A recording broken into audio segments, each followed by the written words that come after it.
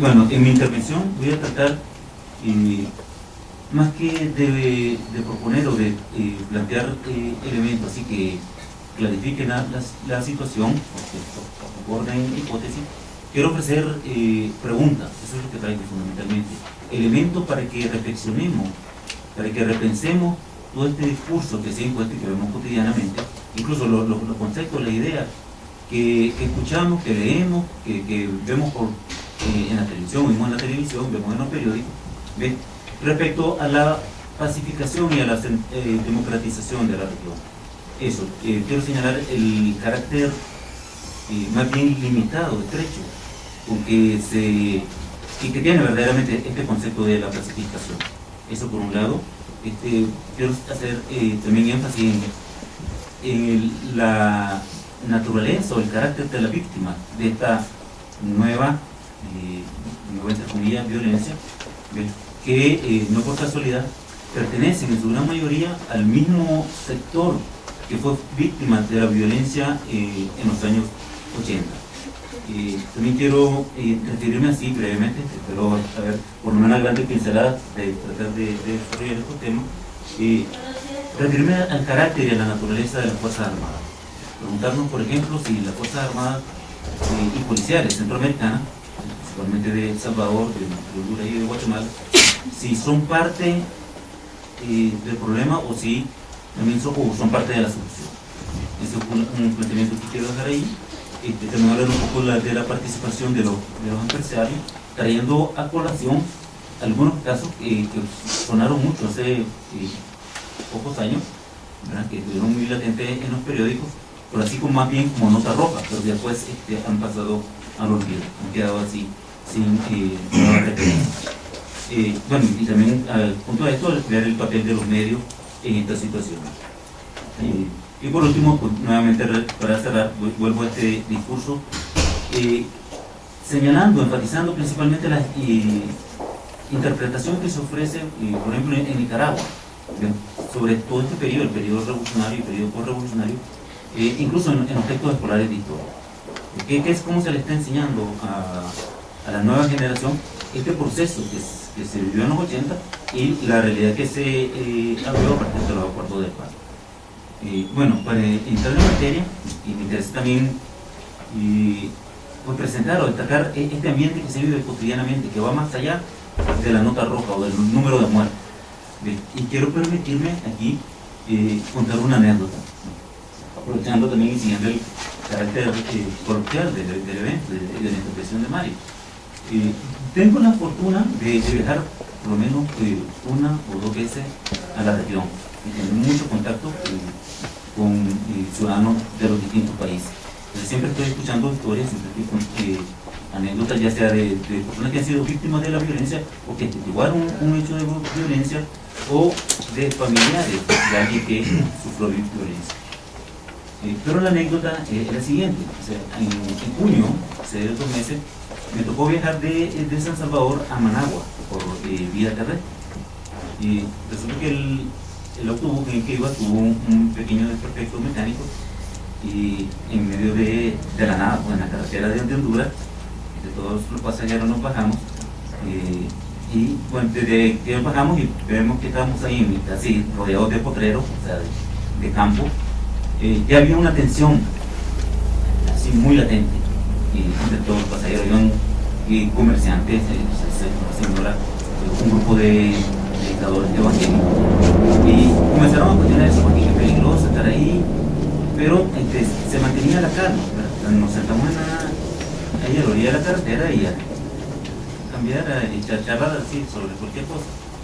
Y quedamos muy eso cuando de pronto se acerca un niño en bicicleta de la nada, porque ni siquiera se miraba una casa cerca. Y dice, miren, aquí es peligroso, es peligroso estar aquí, porque este es territorio marero. Dijo eso y se fue, siguió en bicicleta. ¿Para qué dijo eso? O sea, apenas terminó, se levantó, bueno, todo el grupo se levantó y había verdadera histeria.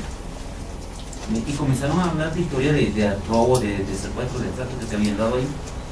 Y incluso, bueno, se comenzó a planificar incluso el secuestro, ¿no?, del conductor y una de las trabajadoras de TV2, sirve café, los bocadillos, y para que nos fuéramos de inmediato o que nos encerráramos en el autobús. Los predicadores, los médicos, estaban invitando a todo el mundo que le pidiéramos a Dios que no llegara a Mara. Bueno, había una enorme discusión, pasa un vehículo con unos vidrios polarizados, muy despacio, y o sea, realmente fue muere para una película de terror.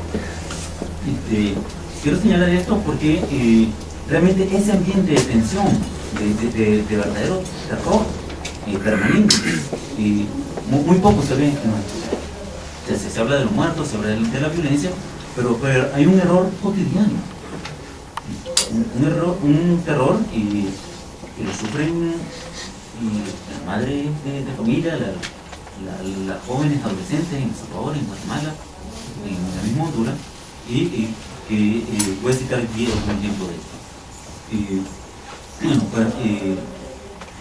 Bueno, sí, me tomé con ese. Bueno, quiero cuestionar esta idea de la pacificación. O sea, ¿qué me indica todo esto, todo este terror? O sea, en cierto sentido hay una similitud entre el terror que se vivía en los 80, este terror impuesto por los escuadrones de la muerte, por la misma guerra, y este nuevo terror. Y si bien no, como decía, no está tan presente, no medio, está ahí y lo está sufriendo los centroamericanos en términos generales.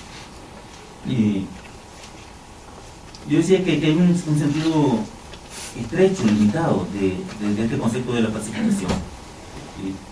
Rigoberta Menchú decía hace poco, ¿verdad?, que también con motivo de esta celebración de los 25 aniversarios de los acuerdos de Título 2, que la paz no es solo la ausencia de guerra. Una declaración que pues tampoco tuvo mucha trascendencia. Sin embargo, es respaldada por especialistas del Banco Mundial, cuando afirman que la esperanza de Centroamérica, que estoy citando literalmente, de un renacimiento tras las guerras civiles, se ha visto opacada por otro tipo de plaga, un torrente de crimen y violencia. Ahí yo me cuestionaría, ¿es realmente otro tipo de plaga o es la misma, un poco modificada? Porque sigue siendo un torrente de muerte, de violencia, pues no muy diferente al que se vivió en los 80. Bueno, entonces, bueno, hablamos de pacificación, como que si una vez que se firmaron los acuerdos, y eso también está en textos escolares, pues dice, se cayeron las armas, Centroamérica entra en un periodo de paz, de prosperidad o de democracia, pero yo también aquí me cuestiono, pues, o sea, ¿qué armas o cuáles armas se callaron? O se silenciaron, o si verdaderamente se callaron las armas. O sea, siento que sí hay una variación entre el conflicto abierto, directo, entre dos fuerzas militares, armadas, los grupos guerrilleros y los ejércitos oficiales o institucionales de cada país. A eso sí se les puso fin. Esos fueron los enfrentamientos que concluyeron con acuerdos de paz. Pero la paz en sí sigue siendo un tema pendiente en la región. Esa es una de las ideas que quería traer ahorita en esta exposición.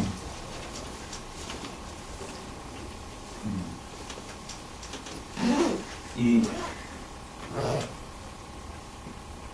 si pensamos nuevamente en lo que ocurrió en los 80, vemos que ahí, o sea, simplificando, ¿verdad?, caracterizando, como decía, a muy grande trazo, pues vemos que era un enfrentamiento bueno, entre dos grupos armados, incluso entre dos grupos armados integrados por pobres, pues, por el sector de la población económicamente favorecida. Y diría que era un grupo armado, o sea, pobres armados para defender a lo que deseaban que se mantuviera el statu quo en la región, o sea, para defender a los que tienen casi todo en estos países, y pobres armados para tratar de modificar las condiciones socioeconómicas de la mayoría de la población, digamos, históricamente marginada, económicamente explotada y todo esto que ya sabemos.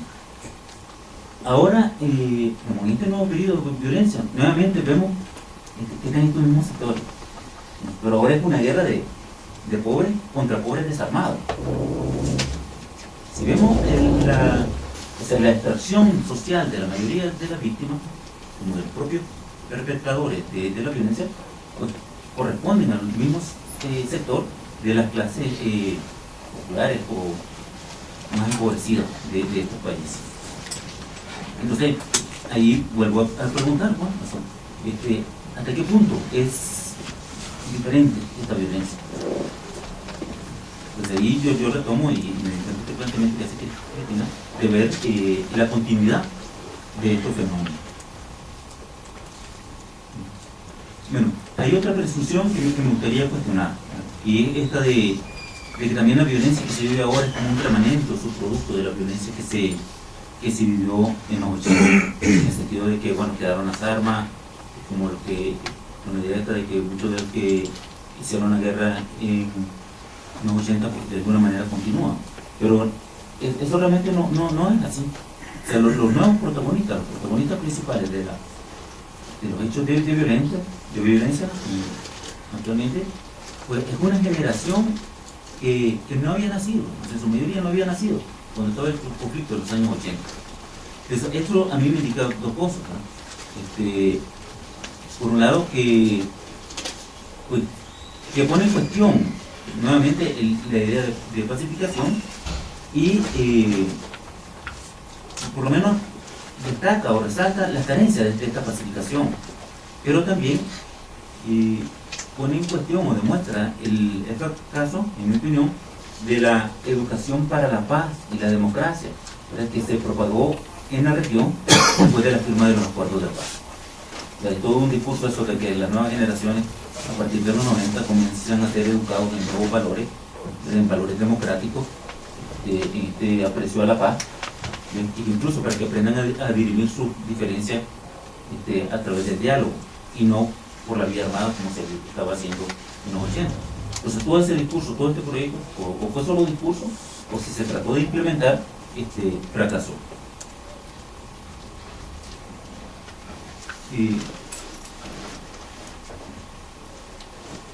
Bueno, quiero también señalar algunos de los datos, ¿verdad?, de los alcances de esta violencia. Algunos datos que considero, bueno, son muy conocidos, ¿verdad?, pero que vale la pena citar. Por ejemplo, hablamos de una década de paz o de 2 décadas de paz, en un periodo en el cual también se pueden o se han registrado en un solo país, en El Salvador, tanto o más muertes que las tuvieron entre el 2004 y 2009 en países en guerra, como Irak, precisamente. Y en ese entonces estaba en su pico más alto, ¿verdad?, de la violencia y el terror impuesta por la invasión y por aquellos que luchaban en contra de esta invasión. Se habla de 62.000 muertos, o sea, más de 62.000 muertos en 10 años. Entonces, si comparamos esta cifra con los 75.000 que se estiman murieron en los 10 años del conflicto armado, pues podemos también que ahí la paz o la pacificación no ha sido tal, o deja todavía mucho que desear. En El Salvador, una localización donde esta situación es más aguda, se habla, bueno, hasta hace pocas semanas, que había un promedio de 14 muertes diarias, de 14 y 17 muertes diarias. Ahora, nada, después de estos acuerdos con las maras, de hace 3 semanas, el presidente Mauricio Funes cita ahí como un gran logro, ¿verdad?, que las muertes, el índice de muertos o el promedio muerto diario ahora se ha reducido a 5. Que efectivamente es un logro, pues hay que felicitarse por eso. Pero también hay que señalar que esta reducción de víctimas, más que de deberse a una política del gobierno de Funes, o sea, una política integral para abordar todo el fenómeno de la violencia, en realidad obedece más a un acuerdo entre las propias maras, entre las propias pandillas, ¿no? Que han alcanzado el reconocimiento de que el secretario general de la OEA sirve como testigo.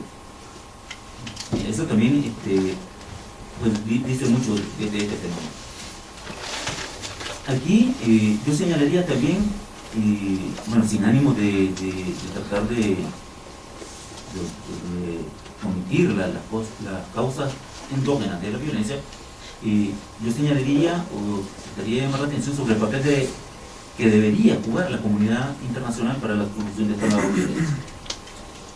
Y cuando hablo de la comunidad internacional, quiero referirme principalmente al gobierno estadounidense, que así como en los 80 se involucró como un protagonista de primera orden en el conflicto, justamente para pacificar la región, para llevar la estabilidad en la región, y para lo cual invirtieron miles de millones de dólares,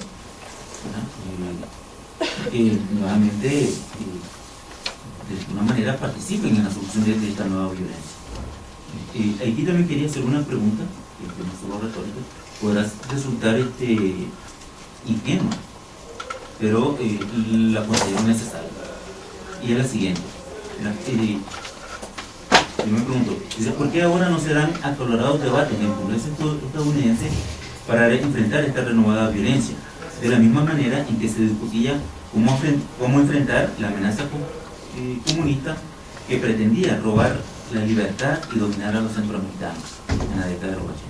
O sea, si tanto era la preocupación por el bienestar, la paz, la seguridad y el desarrollo democrático de Centroamérica hace 3 décadas, ¿por qué ahora no se siente esa preocupación? Voy con lo de las Fuerzas Armadas. Pues, esta violencia dice mucho de estas Fuerzas Armadas. Y voy a citar dos casos donde demuestran qué papel juegan ellos, o cómo se ubican ahí. De hecho, los ejércitos, fundamentalmente el guatemalteco, el salvadoreño,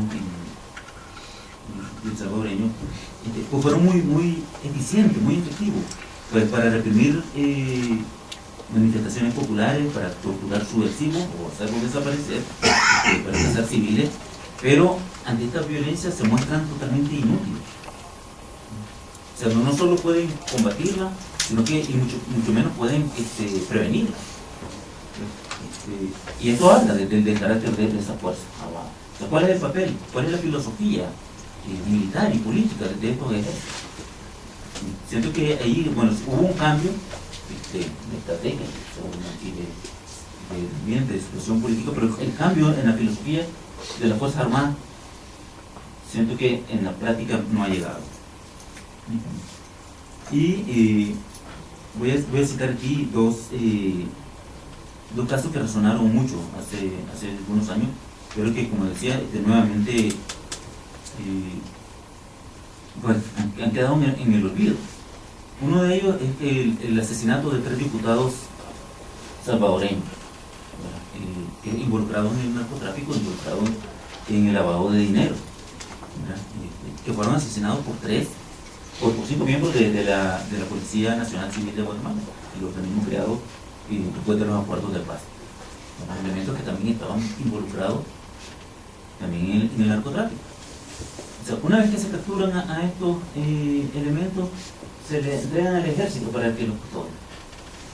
El ejército, los oficiales del ejército declaran que no tienen la capacidad para hacerlo. O sea, ¿cómo es posible? O sea, no. Pero bueno, no tienen la capacidad o no tienen la voluntad, no tenían la voluntad. Esa es una pregunta que yo quedaría ahí también. Pero junto a esto también señalaría el caso del exministro de Gobernación, guatemalteco, Carlos Pierna, actualmente detenido en España, está en estudio su extradición, y España está viendo que probablemente no lo extraditan porque también tienen la nacionalidad española, pero que es un personaje que está también sindicado de sospechoso de haber pertenecido a escuadrones de la muerte o financiar escuadrones de la muerte en los años 80. Él con el antiguo jefe de la Policía Nacional Civil de Guatemala y con el jefe del sistema penitenciario. O sea, el caso de la detención de él ahorita es por la muerte o la ejecución extrajudicial de 5 o 9 reos. Pero lo más grave, o sea, según investigación en Guatemala, es que este personaje, como estos otros que mencioné, pues impulsaron durante 5 años una verdadera operación limpieza o limpieza social, por la cual eliminaban desde niños en situación de calle hasta prostitutas, travestis y delincuentes comunes. O sea, hay ahorita en Guatemala están pendientes de investigación más de 400 denuncias, o sea, de 400 niños asesinados por elementos de la fuerza policial, que se supone que es el que debería proteger a la población. Entonces no me parece casual este vínculo, ¿verdad?, entre estos personajes con antiguos escuadrones de la muerte y la violencia que se vive en los últimos años en Centroamérica. El otro caso que quería traer a colación es el del abogado Rosenberg, que pone en evidencia claramente también la participación de la empresa privada, o sea, de empresarios privados, que tienen toda esta imagen de personas honorables, en la violencia, en los crímenes selectivos y en la, digamos, contratación de sicarios para eliminar a terceras personas. El caso de Rosenberg también, que tampoco se le ha dado mucha publicidad, sobre todo a los resultados de la investigación de la Comisión Internacional contra la Impunidad en Guatemala, pues demostró que habló con sus familiares para que contrataran a un sicario para eliminar un individuo. No sé si ustedes saben, bueno, voy a ser brevemente. Sus familiares le dicen a su escolta porque hay que matar a alguien. Lo único que no sabían es que el que iban a matar era el propio Rosa. Claro, el caso fue utilizado para atacar después a Álvaro Porras. Pero lo que deja en evidencia, lo que ha sacado a luz es cómo estos empresarios también pues financian el asesinato de otras personas. Bueno, volviendo a este clima de terror, ¿verdad? Yo quería señalar que si bien en la actualidad no hay estado de sitio, no hay ley marcial, no hay una disposición judicial o legal que establezca un toque de queda en ninguna de las capitales o de los países centroamericanos, pues en la práctica sí hay una especie de estado de sitio, y uno lo puede comprobar estando ya, digamos, a excepción de los lugares exclusivos de diversión o una que otra avenida que sirva de paseo peatonal, el resto de la ciudad se cierran las puertas y parece que ciudades fantasmales. Incluso estando uno allá, la primera recomendación que le hacen es estar en su casa antes de que oscurezca. Entonces ese ambiente de terror ahí permanente o de estado de sitio autoimpuesto, también me quería hacer referencia. Por último, y ya si voy a cumplir, bueno, ahorita que se celebraban ya el 25 aniversario del acuerdo de paz de Ticula y el 20 aniversario de El Salvador, el presidente Ocarari expresaba que estos acuerdos habían superado, tuvo una situación o una época en la que los jóvenes centroamericanos, los jóvenes guatemaltecos, salvadoreños y nicaragüenses andaban con un fusil en el hombro en lugar de estar en un aula sentado en un pupitre. Y que en esa época, o sea, en los 80, pues las madres enterraban a sus hijos y no los hijos a su madre, como debían de ser.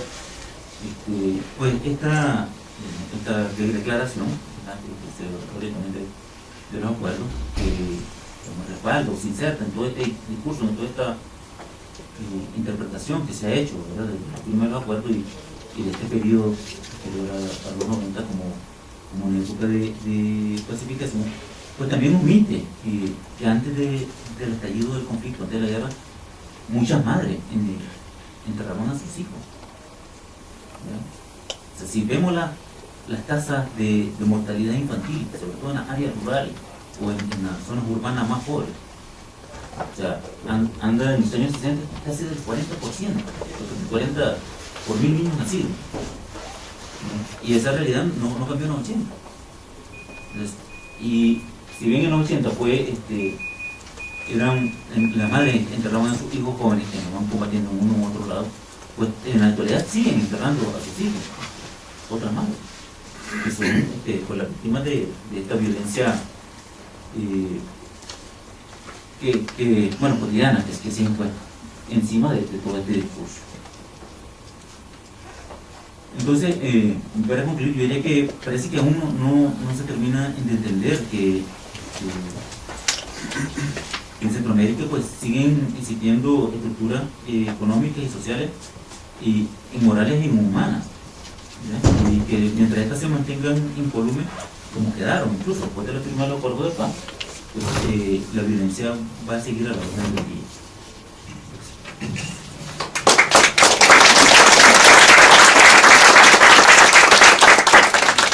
Bueno,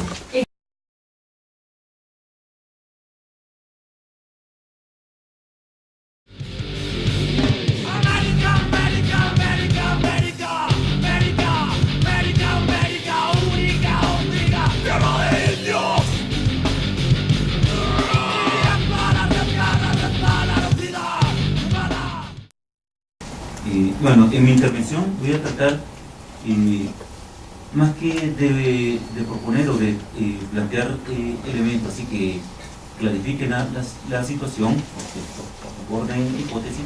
Quiero ofrecer preguntas, eso es lo que traigo fundamentalmente, elementos para que reflexionemos, para que repensemos todo este discurso que se ha impuesto y que vemos cotidianamente, incluso los conceptos, las ideas que escuchamos, que leemos, que vemos en la televisión, vemos en la televisión, vemos en los periodos revolucionarios y periodos postrevolucionarios, incluso en los textos escolares de historia. ¿Qué es cómo se le está enseñando a la nueva generación este proceso que se vivió en los 80 y la realidad que se abrió a partir de los acuerdos de paz? Bueno, para entrar en materia, y me interesa también pues presentar o destacar este ambiente que se vive cotidianamente, que va más allá de la nota roja o del número de muertes. Y quiero permitirme aquí contar una anécdota, aprovechando también y siguiendo el carácter coloquial del evento, de la intervención de Mario. Tengo la fortuna de viajar por lo menos una o dos veces a la región y tener mucho contacto con ciudadanos de los distintos países. Entonces, siempre estoy escuchando historias, siempre estoy con anécdotas, ya sea de personas que han sido víctimas de la violencia o que atestiguaron un hecho de violencia, o de familiares de alguien que sufrió violencia.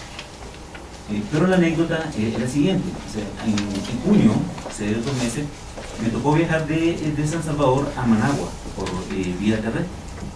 Y resulta que el autobús en el que iba tuvo un pequeño desperfecto mecánico y en medio de la nada, pues, en la carretera de Honduras, de todos los pasajeros nos bajamos.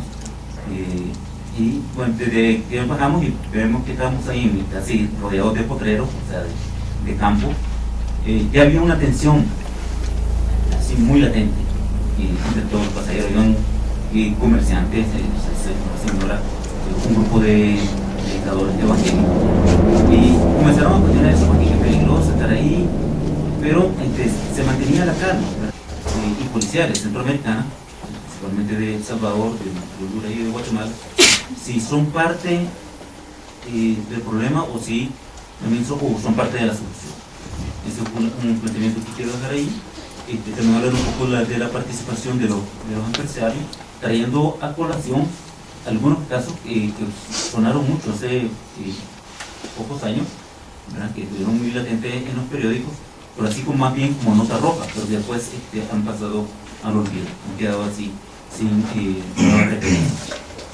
Bueno, y también junto a esto, ver el papel de los medios en esta situación. Y por último, pues, nuevamente para cerrar, vuelvo a este discurso, señalando, enfatizando principalmente la interpretación que se ofrece, por ejemplo, en Nicaragua, ¿bien?, sobre todo este periodo, el periódico, ¿bien?, respecto a la pacificación y a la democratización de la región. Eso, quiero señalar el carácter más bien limitado, estrecho, con que y que tiene verdaderamente este concepto de la pacificación. Eso por un lado. Quiero hacer también énfasis en la naturaleza o el carácter de la víctima de esta nueva, entre comillas, violencia, que no por casualidad pertenecen en su gran mayoría al mismo sector que fue víctima de la violencia en los años 80. También quiero referirme así brevemente, pero a ver, por una grande pincelada de tratar de desarrollar estos temas, referirme al carácter y a la naturaleza de las Fuerzas Armadas. Preguntarnos, por ejemplo, si las Fuerzas Armadas